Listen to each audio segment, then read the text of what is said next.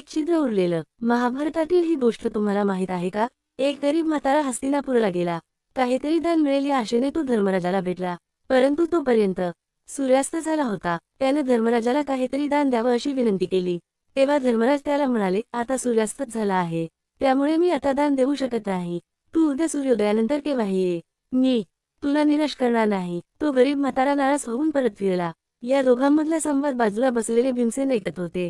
तो गरीब म्हातारा निघून गेल्यानंतर भीमसेन धर्मराजाला म्हणाले, दादा, तुम्ही त्या याचकाला उद्या सकाळी दान देण्याचं वचन दिलं आहे. पण एक विचारू, माणसाला दुसऱ्या आयुष्याची खात्री देता येते?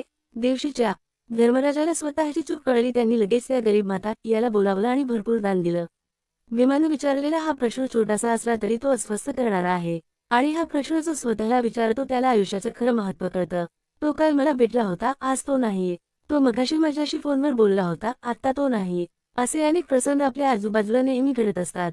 हा क्षण माझा आहे, पुढचा क्षण माझा नाही, हे एकदा का आपण आपल्या मनात रुजवले की संताप, चीड, द्वेष, मत्सर या सगळ्या भावना आपोआप गळून पडतात आणि हातात राहते सुरताल, लय, टीका घेऊन आलेलं आयुष्याचं रंगीबेरंगी गाणं. जी मोठी माणसं किंवा नेते मंडळी असतात ते गेल्यानंतरही त्यांचे चौकात पुतळे होतात. जे शास्त्रज्ञ, विचारवंत असतात त्यांचे विचार आपल्याला ते गेल्यानंतरही पुस्तकातून भेटतात.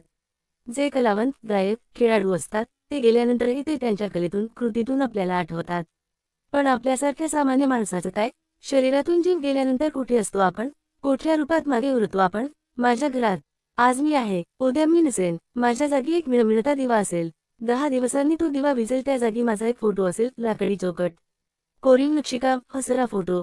काही दिवसांनी माझ्या लटकलेल्या फोटोवर साचलेली धूळ असेल किंवा त्या फोटोची पातळ काच वेडीवाकडी तडकलेली असेल. काही वर्षांनी माझा तो हसरा फोटो भिंतीवरच्या छिद्रातून खिळ्यासकट निखळलेला असेल. आणि मग त्यानंतर पिढ्यानपिढ्या माझ्याच घरात माझ्या नावाचं फक्त उरलेलं एक छिद्र असेल.